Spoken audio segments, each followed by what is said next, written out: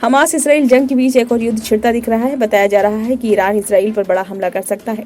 इस चेतावनी को देखते हुए इसराइल ने शुक्रवार को ईरान या उसके प्रतिनिधियों द्वारा हमला किए जाने की संभावना को लेकर कमर कस ली है। उसने हमले से निपटने के लिए पूरी तैयारी कर ली है। दरअसल हाल ही में सीरिया में ईरान के वाणिज्य दूतावास पर हमला हुआ था। इसमें 2 ईरानी जनरलों की मौत हो गई थी। इससे ही ईरान बौखलाया हुआ है और उसने हमले का आरोप इसराइल पर लगाया है। साथ ही उसने जवाबी कार्रवाई करने की चेतावनी दी है।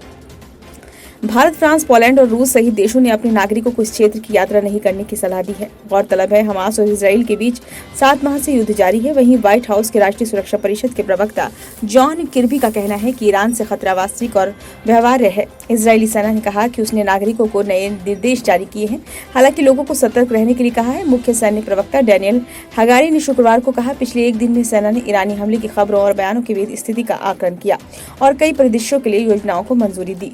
इसराइल के विदेश मंत्रालय ने उन खबरों पर कोई टिप्पणी नहीं की है जिनमें कहा गया है कि कुछ इजरायली राजनयिक मिशनों को आंशिक रूप से खाली कर दिया गया है और सुरक्षा बढ़ा दी गई है।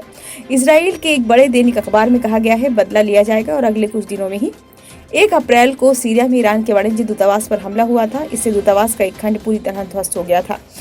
वहीं ईरान के 2 शीर्ष सैन्य जनरल और 5 अन्य अधिकारी भी मारे गए थे। इस हमले का ईरान इसराइल पर आरोप लग रहा है। साथ ही उसने जवाबी कार्रवाई करने की चेतावनी दी है। हालांकि इसराइल ने हमले की जिम्मेदारी नहीं ली है। ईरान के सर्वोच्च नेता अयातुल्लाह अली खामनेई ने बुधवार को चेतावनी दी थी कि इसराइल को सजा दी जानी चाहिए। उस पर इजरायली विदेश मंत्री ने कहा था कि अगर ईरान हमला करता है तो हम कड़ा जवाब देंगे। इसराइल द्वारा काफी दिनों से सीरिया में ईरान से जुड़े ठिकानों पर हमला किया जा रहा था, लेकिन ताजा हमला अपने आप में पहला है जिसमें ईरानी दूतावास को निशाना बनाया गया। ईरानी दूतावास पर हमले में हिजबुल्लाह के लड़ाके भी मारे गए हैं।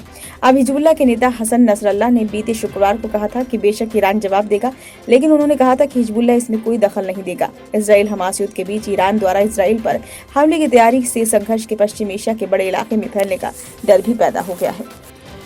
ब्यूरो रिपोर्ट, नई दिल्ली।